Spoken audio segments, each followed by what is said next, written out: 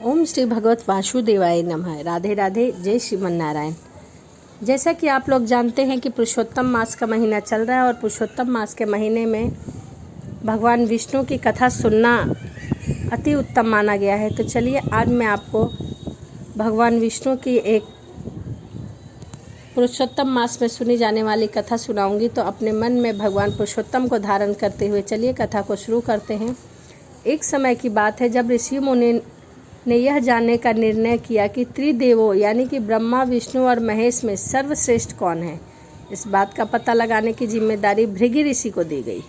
भृगु ऋषि इस बात का पता लगाने के लिए सबसे पहले ब्रह्मा लोक गए और वहां पहुंचकर ब्रह्मदेव से की परीक्षा लेने लगे। उन्हें सीधा क्रोध से पूछा, आपने मुझे प्रणाम क्यों नहीं किया। यह सुनते ही ब्रह्मा देव को बहुत तेज गुस्सा आया और उन्होंने चिल्लाते हुए पूछा, क्या एक पुत्र अपने पिता से श्रेष्ठ हो गया है जो उसे प्रणाम करना होगा। यह सुनने के बाद भृगु ऋषि उनसे कहने लगे कि मैं तो आपकी परीक्षा ले रहा था और आप मुझ पर क्रोधित हो गए। कृपा करके मुझ पर क्रोधित ना होए। इतना कहकर भृगु ऋषि वहाँ से सीधे कैलाश चले गए। वहाँ जाकर वो नंदी से कहने लगे कि मुझे शिव जी से मिलना है। नंदी ने ऋषि को जवाब देते हुए कहा, मैं भगवान शिव का ध्यान भंग नहीं कर सकता हूँ। ऐसा करने पर भोलेनाथ क्रोधित होंगे। नंदी का जवाब सुनकर भृगु ऋषि खुद ही शिव की ध्यान को भंग करने के लिए चले गए। शिव का ध्यान भंग होने पर वे गुस्सा करते हुए भृगु ऋषि को भस्म करने की बात कहने लगी। तभी माता पार्वती ने उन्हें रोक लिया और ऋषि मुनि को प्रणाम करके उनसे प्रार्थना की। शिव जी को गुस्से में देखने के बाद भृगु ऋषि कैलाश से सीधे बैकुंठ को चले गए। वहाँ वो देखते हैं कि भगवान विष्णु आराम कर रहे हैं और माता लक्ष्मी उनके पैर दबा रही है। उसी वक्त भृगु ऋषि सीधे विष्णु भगवान की छाती पर पैर से प्रहार कर देते हैं। इस प्रहार से भगवान विष्णु की नींद खुल जाती है और वो भृगु ऋषि से प्यार से पूछते हैं, हे ऋषिवर, मेरे कठोर शरीर से कहीं आपके कोमल पैरों में चोट तो नहीं लगी? यदि लगी है तो आप मुझे क्षमा कर दें। यह सुनते ही भृगु ऋषि प्रसन्न हो जाते हैं और समझ जाते हैं कि भगवान विष्णु ही त्रिदेवों में सर्वश्रेष्ठ है। माँ लक्ष्मी भी यह सब होते हुए देखती हैं और गुस्से में कहती हैं, नाथ, उन्होंने आपके छाती पर पैर मारा है और आप इस प्रकार प्रेम भाव दिखा रहे हैं। क्रोध में वो भगवान विष्णु को छोड़कर बैकुंठ से सीधे धरती चली जाती हैं और कोल्हारपुर में लग जाती है। माता लक्ष्मी को बैकुंठ छोड़कर जाने पर भगवान विष्णु को लगता है कि उनका सम्मान और संपत्ति नष्ट हो गई है। इसी वजह से उनका मन काफ़ी अशांत रहने लगता है। फिर वो माता लक्ष्मी की तलाश में धरती पर जाते हैं। धरती पर जाकर भगवान विष्णु निवास नामक व्यक्ति बनकर माता लक्ष्मी को ढूंढने लगते हैं। माता लक्ष्मी को ढूंढते ढूंढते वो वैकुंठ पर्वत पर चले जाते हैं, जहाँ बकुला माई के आश्रम पहुँचते हैं। वहाँ बकुला माई ने उनका आदरपूर्वक स्वागत किया और उन्हें आश्रम में रहने के लिए कहा। उस आश्रम में भगवान आराम से निवास बनकर रहने लगे। कुछ दिन बाद वहाँ एक हाथी आ जाता है जो सबको परेशान करता है। यह देखकर श्रीनिवास धनुष बाण लेकर हाथी की ओर दौड़ते हैं। उन्हें आता देख हाथी डरकर घने जंगल में भाग जाता है। श्रीनिवास उस हाथी का पीछा करते हुए थककर एक सरोवर के पास पेड़ की छाया में आराम करने लगते हैं और कुछ ही देर में उन्हें नींद आ जाती है। नींद में वो कुछ युवतियाँ और शोर सुनते हैं जिससे उनकी नींद टूट जाती है। आंखें खोलकर वो खुद को 5-6 युवतियों से घिरा हुआ पाते हैं। युवतियाँ श्रीनिवास को डांटते हुए बोलती है कि यह राजकुमार पद्मावती का उपवन है। यहाँ इस क्षेत्र में पुरुषों का आना एकदम मना है। यहाँ तुम कैसे और किस लिए आए हो?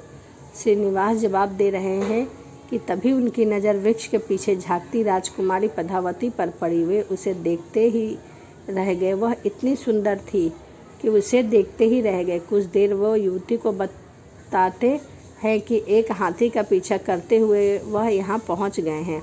मुझे बिल्कुल भी नहीं पता था कि यहाँ पुरुषों का आना मना है। मुझे क्षमा कर दे। इतना कहकर वो बकुला माई के आश्रम में लौट जाते हैं। आश्रम लौटने के बाद श्रीनिवास का किसी भी काम में मन नहीं लगता है।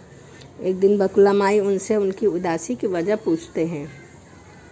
उदास होकर श्रीनिवास पद्मावती के बारे में उन्हें बताते हैं और कहते हैं कि मैं उनके बिना नहीं रह पाऊंगा। बकुला माई उन्हें कहती है कि ऐसा सपना न देखिए जो पूरा न हो सके।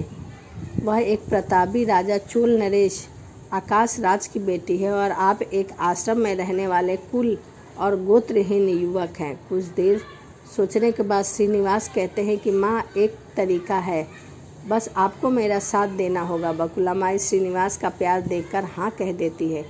दूसरे दिन श्रीनिवास ज्योतिष विद्या में निपुण औरत का वेश धारण करके राजा आकाश के नगर नारायणपुर पहुंचते हैं। उनकी विद्या की वजह से हर तरफ उनकी चर्चा होने लगती है।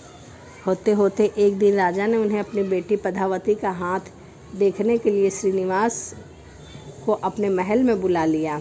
वहां पहुंचकर उन्होंने राजकुमारी के हाथों को देखी और कहा कि कुछ दिन पहले एक युवक वन में तुम्हारे मुलाकात हुई थी। पद्मावती ने जवाब में कहा, हाँ। महिला बने श्रीनिवास ने कहा कि उसी युवक के साथ तुम्हारा विवाह संपन्न होगा। तभी पद्मावती की माँ धरना देवी उनसे पूछती है कि वह कैसा है। तब ज्योतिष औरत कहती है कि वह इसके भाग्य में लिखा है और ग्रह यह कहता है कि एक औरत उसके लिए आपकी बेटी का रिश्ता मांगने आएगी। 2 दिन बाद बीतने के बाद बकुला माई एक तपस्विनी बनकर राजमहल में गई और अपने युवा पुत्र के लिए पद्मावती के रिश्ते की बात की। तभी राजा आकाश बकुला माई को पहचान जाते हैं और उनसे पूछते हैं कि यह युवक कौन है। बकुला माई उन्हें निवास के बारे में बताते हुए कहती है कि यह चंद्रवंश में जन्मा हुआ लड़का है जो मेरे आश्रम में रहता है और मुझे ही माँ मानता है। राजा उनकी बात सुनने के बाद बकुला माई से सोचने के लिए कुछ दिन मांगते हैं। फिर राजा ने अपने राजपुरोहित को बुलाकर इस बारे में चर्चा की। सब कुछ जानने के बाद राजा पुरोहित श्रीनिवास के बारे में पता लगाने में जुट जाते हैं। श्रीनिवास के बारे में अच्छे से पता करने पर राजा को कहते हैं कि महाराज, उन्हें भगवान विष्णु के समान गुण है और आपकी पुत्री लक्ष्मी जैसी है। ऐसे में यह वर आपकी पुत्री के लिए सुयोग है। यह सुनकर राजा तुरंत बकुला माई के आश्रम में अपनी स्वीकृति के साथ विवाह का लगन पत्रिका भिजवा देते हैं। श्रीनिवास और बकुला माई को राजा की मंजूरी से जितनी खुशी हुई उतनी चिंता होने लगी। दोनों के मन होते हैं कि वो उनके पास शादी कराने के लिए प्राप्त धन नहीं था और न ही विवाह के बाद लड़की के रहने के लिए घर था। तभी बकुला माई ने श्रीनिवास को लेकर वाराह स्वामी के पास जाकर उन्हें श्रीनिवास के शादी के खर्च के लिए धन की कमी की समस्या के बारे में बताई। तब वाराह स्वामी 8 दिक्पाल का आवाहन करते हैं। तब वहाँ ब्रह्मा, शंकर, इंद्र, कुबेर आदि देवता प्रकट हो जाते हैं। फिर वाराह स्वामी श्रीनिवास से कहते हैं कि तुम खुद ही इन्हें अपनी समस्या के बारे में बताओ। श्रीनिवास देवता से पूछते हैं कि चोल नरेश राजा आकाश की पुत्री पद्मावती से शादी करना चाहता हूँ, पर मेरे पास शादी के लिए धन नहीं है, मुझे क्या करना चाहिए। इंद्रदेव यह सब सुनकर कुबेर से कहते हैं कि तुम शादी के लिए इन्हें ऋण दे दो। जवाब में कुबेर बोलते हैं कि मुझे ऋण देने में कोई परेशानी नहीं है, पर यह सुनिश्चित कर दीजिए कि मुझे धन वापस कब और किस तरह मिलेगा। श्रीनिवास जी ने कहा, आप चिंता न कीजिए कुबेर देव, मैं कलयुग के अंत तक पूरा ऋण चुका दूंगा। तब कुबेर देवता ने उन्हें पैसे और पद्मावती से बड़े धूमधाम के साथ उनकी शादी हो गई। तभी उनकी शादी की सूचना लेकर नारद जी कोल्हारपुर पहुंच जाते हैं और माँ लक्ष्मी को सारी बातें बता देते हैं। जैसे ही माता लक्ष्मी को पता चलता है कि विष्णु जी श्रीनिवास बनकर पद्मावती से शादी करके वैकुंठ पर्वत पर रह रहे हैं तो वह उदास हो जाती है। कुछ ही देर में वो सीधे विष्णु भगवान से मिलने के लिए वैकुंठेश्वर पर्वत पर चली जाती है। वहाँ वह देखती है कि पद्मावती बड़े प्यार से श्रीनिवास जी की सेवा कर रही है। माँ लक्ष्मी से रहा नहीं जाता है, वह उन्हें भला बुरा कहने लगती है। आखिर में वह पद्मावती को बताती है कि ये श्रीनिवास नहीं बल्कि मेरे पति विष्णु हैं। तुमने इनसे किस प्रकार विवाह कर लिया। फिर माता लक्ष्मी और पद्मावती के बीच बहुत देर तक वाद विवाद होने लगता है। यह सब देखकर श्रीनिवास को बहुत दुख हुआ और वो वहाँ से थोड़ा पीछे हटकर एक पत्थर की मूर्ति बन जाते हैं। माता लक्ष्मी और पद्मावती दोनों यह देखकर बहुत परेशान हो जाती है और कहती है कि अब श्रीनिवास किसी के नहीं रहे।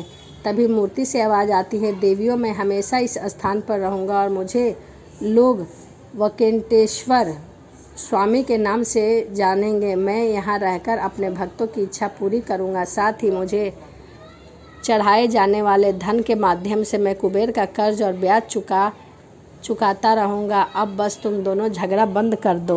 इतना सुनने के बाद माता लक्ष्मी और पद्मावती उनसे क्षमा मांगती है और फिर माता लक्ष्मी कोल्हारपुर जाकर महालक्ष्मी की मूर्ति और पद्मावती तिरुचनाचूर से शिला विग्रह बन जाती है। यही कारण है कि तिरुपति विराजमान वेंकटेश्वर स्वामी के दर्शन के लिए भक्तों से चंदन, धूप, फूल और मिठाई नहीं बल्कि धन लिया जाता है। तो यह पुरुषोत्तम मास में सुनी जाने वाली भगवान विष्णु के वेंकटेश्वर रूप की कथा थी। तो चलिए इसी के साथ वीडियो को समाप्त करते हैं और मिलते हैं अगली वीडियो में। ओम श्री भगवत वासुदेवाय नमः। राधे राधे। जय श्री नारायण।